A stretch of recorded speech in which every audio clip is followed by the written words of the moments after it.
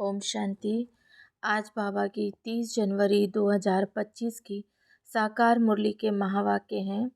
मुरली का सार है, मीठे बच्चे, इस पुरानी दुनिया में कोई भी सार नहीं है, इसलिए तुम्हें इससे दिल नहीं लगानी है। बाप की याद टूटी तो सजा खानी पड़ेगी। प्रश्न है, बाप का मुख्य डायरेक्शन क्या है, उसका उल्लंघन क्यों होता है? उत्तर है, बाप का डायरेक्शन है किसी से सेवा मत लो, क्योंकि तुम खुद सर्वेंट हो। परंतु देह अभिमान के कारण बाप के इस डायरेक्शन का उल्लंघन करते हैं।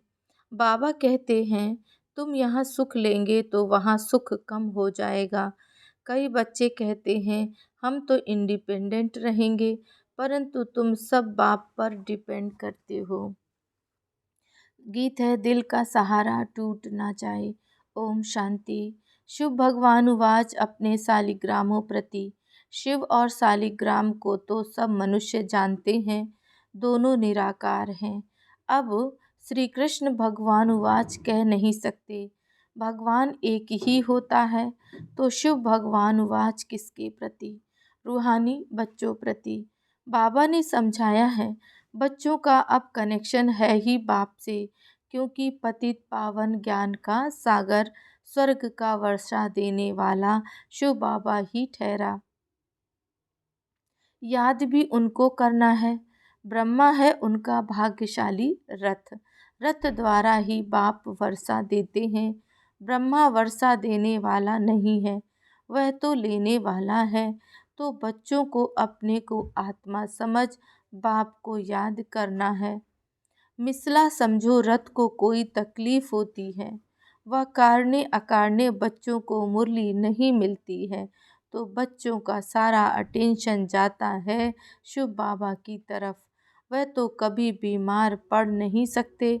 बच्चों को इतना ज्ञान मिला है, वह भी समझ सकते हैं। प्रदर्शनी में बच्चे कितना समझाते हैं, ज्ञान तो बच्चों में है ना। हर एक की बुद्धि में चित्रों का ज्ञान भरा हुआ है। बच्चों को कोई अटक नहीं रह सकती। समझो पोस्ट का आना जाना बंद हो जाता है, स्ट्राइक हो जाती है, फिर क्या करेंगे? ज्ञान तो बच्चों में है।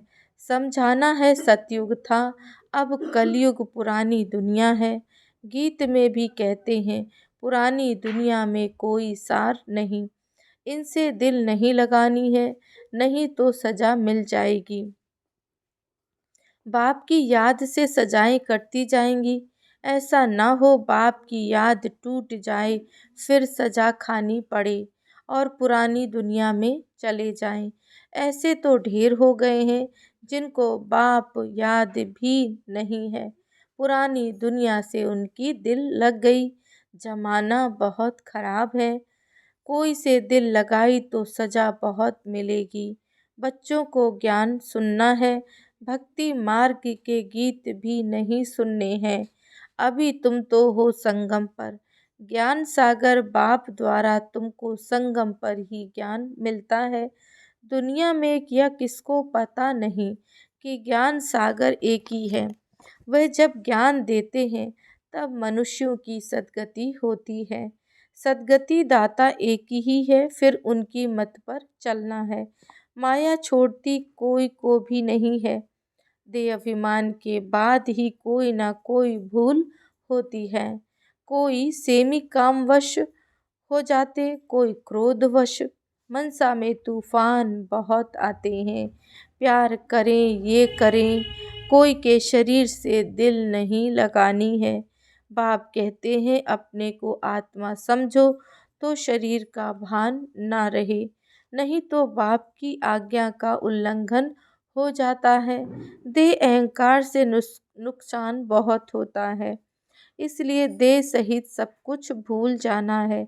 सिर्फ बाप को और घर को याद करना है।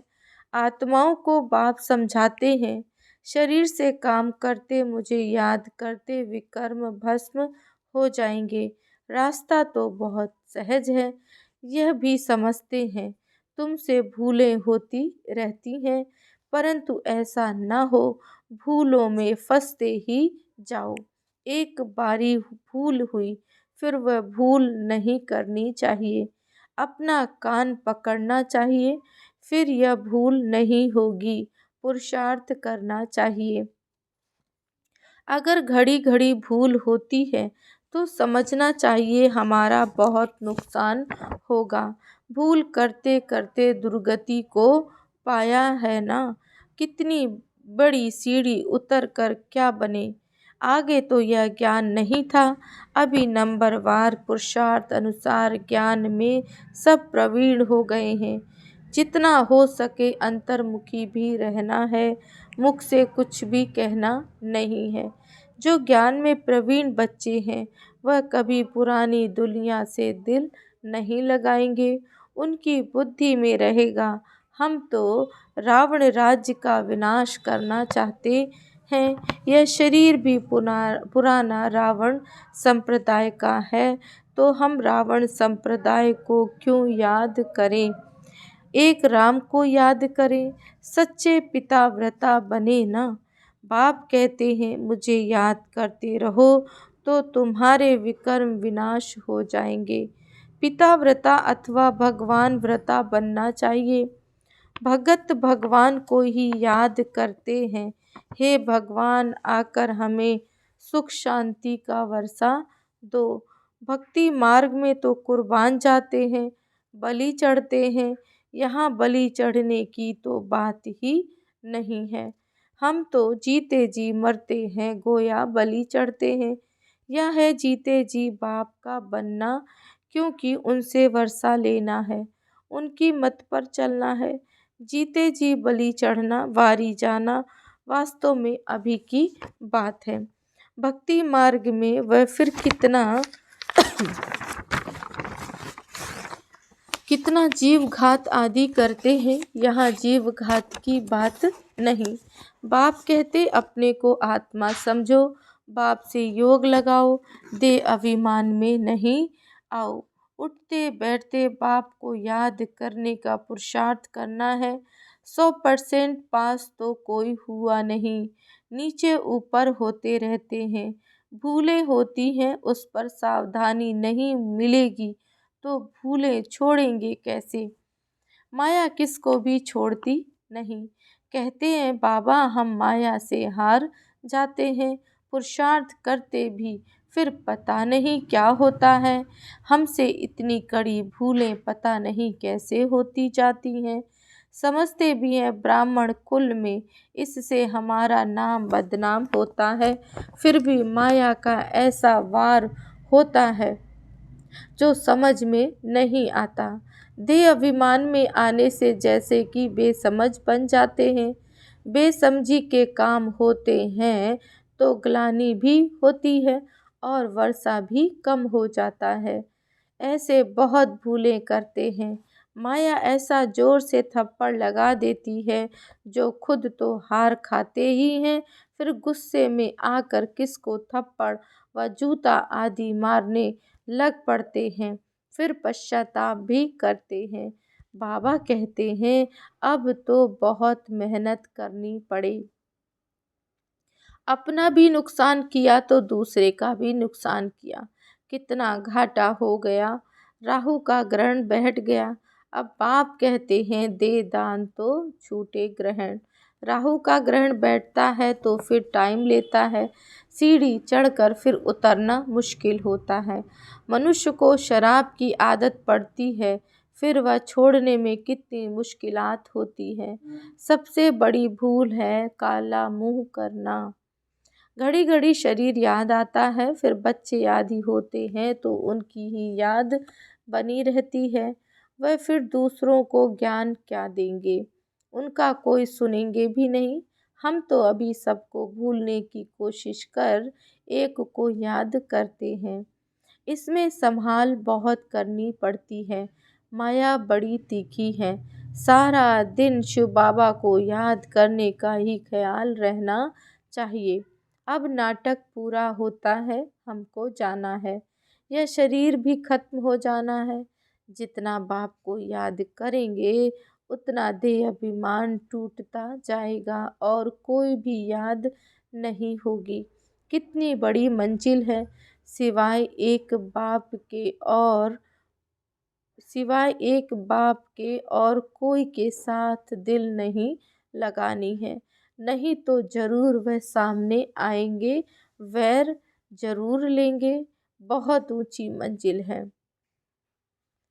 कहना तो बड़ा सहज है, लाखों में कोई एक दाना निकलता है। कोई स्कॉलरशिप भी लेते हैं, जो अच्छी मेहनत करेंगे जरूर स्कॉलरशिप लेंगे। साक्षी हो देखना है कैसे सर्विस करता हूँ। बहुत बच्चे चाहते हैं जिस्मानी सर्विस छोड़ इसमें लग जावें, परंतु बाबा सरकमटांस भी देखते हैं। अकेला है, कोई संबंधी नहीं है तो हर्जा नहीं, फिर भी कहते हैं नौकरी भी करो और यह सेवा भी करो। नौकरी में भी बहुतों के साथ मुलाकात होगी। तुम बच्चों को ज्ञान तो बहुत मिला हुआ है, बच्चों द्वारा भी बाप बहुत सर्विस कराते रहते हैं। कोई में प्रवेश कर सर्विस करते हैं। सर्विस तो करनी ही है, जिनके माथे मामला वो नींद कैसे करें। शिव बाबा तो है ही जागती ज्योति।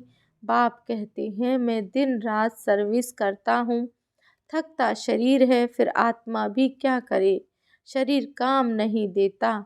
बाप तो अथक है ना, वह है जागती ज्योति, सारी दुनिया को जगाते हैं। उनका पार्ट ही वंडरफुल है, जिसको तुम बच्चों में भी थोड़े जानते हैं। कालों का काल बाप है, उनकी आज्ञा नहीं मानेंगे तो धर्मराज से डंडा खाएंगे। बाप का मुख्य डायरेक्शन है कि किसी से सेवा मत लो, परंतु देह अभिमान में आकर बाप की आज्ञा का उल्लंघन करते हैं।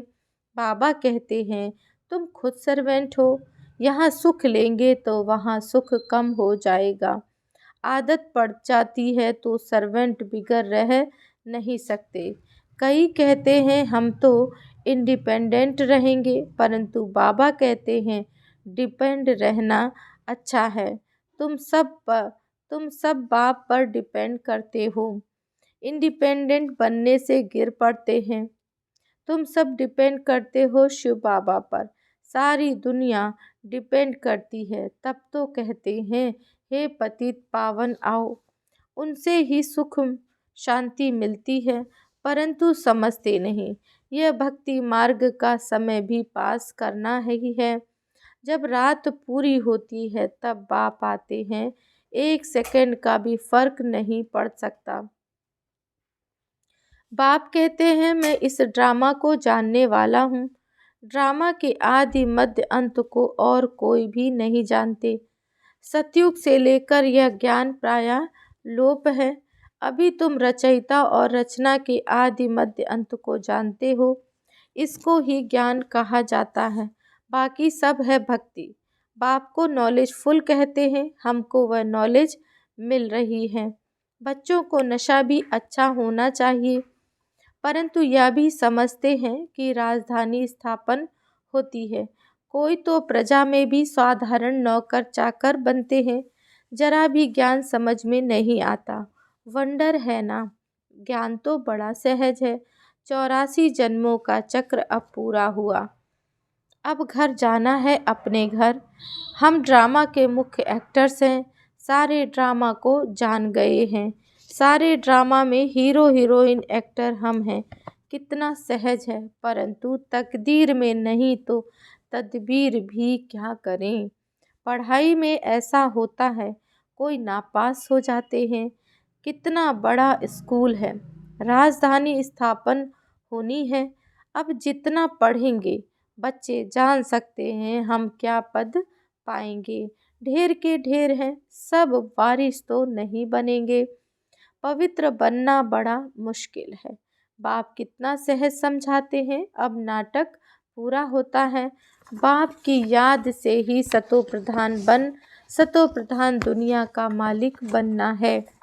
जितना हो सके याद में रहना है, परंतु तकदीर में नहीं तो फिर बाप के बदले और को याद करते हैं। दिल लगाने से फिर रोना भी बहुत पड़ता है। बाप कहते हैं इस पुरानी दुनिया से दिल नहीं लगानी है, यह तो खत्म होनी है। और यह कोई को पता नहीं। वह तो समझते हैं कलयुग अभी बहुत समय चलना है। घोर घोर नींद में सोए पड़े हैं। तुम्हारी यह प्रदर्शनी प्रजा बनाने के लिए विहंग मार्ग की सर्विस का साधन है।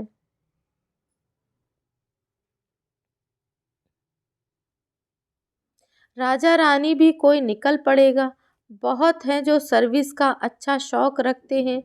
फिर कोई गरीब कोई साहूकार है, औरों को आप समान बनाते हैं। उनका भी फायदा तो मिलता है ना। अंधों की लाठी बनना है। सिर्फ यह बतलाना है कि बाप और वर्षे को याद करो। विनाश सामने खड़ा है। जब विनाश का समय नज़दीक देखेंगे तब तुम्हारी बातों को सुनेंगे। तुम्हारी सर्विस भी वृद्धि को पाती जाएगी। समझेंगे बरोबर ठीक है। तुम रड़ियां तो मारते रहते हो कि विनाश होना है। तुम्हारी प्रदर्शनी मेला सर्विस वृद्धि को पाती रहेगी। कोशिश करनी है कोई अच्छा हॉल मिल जाए। किराया देने के लिए तो हम तैयार हैं। बोलो तुम्हारा और ही नाम बाला होगा। ऐसे बहुतों के पास हॉल पड़े होते हैं। पुरुषार्थ करने से 3 पैर पृथ्वी के मिल जाएंगे। जब तक तुम छोटी छोटी प्रदर्शनी रखो, शिव जयंती भी तुम मनाएंगे तो आवाज होगा। तुम लिखते भी हो शिव जयंती की छुट्टी का दिन मुकर्रर करो। वास्तव में जन्मदिन तो एक का ही मनाना चाहिए, वही पतित पावन है। स्टैम्प भी वास्तव में असलियत त्रिमूर्ति की है। सत्यमेव जयते। यह विजय पाने का समय है। समझाने वाला भी अच्छा चाहिए। सभी सेंटर्स के जो मुख्य हैं उन्हों को अटेंशन देना पड़े। अपनी स्टैम्प निकाल सकते हैं। यह है त्रिमूर्ति शिव जयंती। सिर्फ शिव जयंती कहने से समझ नहीं सकेंगे। अब काम तो बच्चों को ही करना है। बहुतों का कल्याण होगा तो कितनी लिफ्ट मिलेगी। सर्विस की लिफ्ट बहुत मिलती है। प्रदर्शनी से बहुत सर्विस हो सकती है। प्रजा तो बनेगी ना। बाबा देखते हैं सर्विस पर किन बच्चों का अटेंशन रहता है। दिल पर भी वही फिर चढ़ेंगे। अच्छा, मीठे मीठे सिकिलदे बच्चों प्रति माता पिता बाप दादा का याद प्यार और गुड मॉर्निंग। रूहानी बाप की रूहानी बच्चों को नमस्ते। हम रूहानी बच्चों की रूहानी बाप दादा को याद प्यार नमस्ते। धारणा के लिए मुख्य सार है। पहली पॉइंट, अगर एक बार कोई भूल हुई तो उसी समय कान पकड़ना है, दोबारा वह भूल ना हो। कभी भी देह अहंकार में नहीं आना है। ज्ञान में प्रवीण बन अंतर्मुखी रहना है। सच्चा पिताव्रता बनना है। जीते जी बलि चढ़ना है। किसी से भी दिल नहीं लगानी है। बेसमझी का कोई भी काम नहीं करना है। वरदान है, जुदाई को सदा काल के लिए विदाई देने वाले स्नेही स्वरूप भव। जो स्नेही को पसंद है वही स्नेह करने वाले को पसंद हो। यही स्नेह का स्वरूप है। चलना खाना पीना रहना स्नेही के दिल पसंद हो। इसलिए जो भी संकल्प व कर्म करो तो पहले सोचो कि स्नेही बाप के दिल पसंद है। ऐसे सच्चे स्नेही बनो तो निरंतर योगी सहज योगी बन जाएंगे। यदि स्नेही स्वरूप को समान स्वरूप में परिवर्तन कर दो तो अमर भाव का वरदान मिल जाएगा और जुदाई को सदा काल के लिए विदाई मिल जाएगी। स्लोगन है, स्वभाव इजी और पुरुषार्थ अटेंशन वाला बनाओ। आज का व्यक्त इशारे हैं, जैसे बीज में सारा वृक्ष समाया रहता है, ऐसे संकल्प रूपी बीज में सारे वृक्ष का विस्तार समा जाए, तब संकल्पों की हलचल समाप्त होगी। जैसे आजकल दुनिया में राजनीति हलचल, वस्तुओं के मूल्य की हलचल, करेंसी की हलचल, कर्म भोग की हलचल, धर्म की हलचल बढ़ती जा रही है, उस हलचल से स्वयं को व सर्व को बचाने के लिए मन बुद्धि को एकाग्र करने का अभ्यास करते, सकाश देने की सेवा करते रहो। ओम शांति।